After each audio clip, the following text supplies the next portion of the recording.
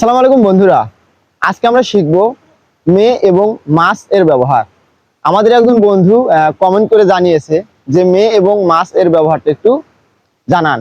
তো আসলে মে এবং মাস এর কোনো সম্পর্ক নেই। মে হলো মডাল অক্সিলারি ভার্ব আর মাস হলো ডিটারমিনার। তো আজকে আমরা জেনে নেব।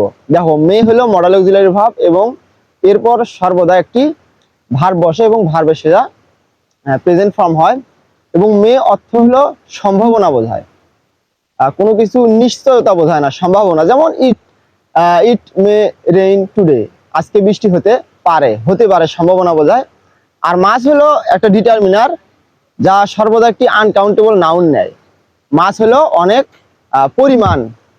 যেমন there is mass water in the pond, পুকুরে অনেক পরিমাণ পানি আছে।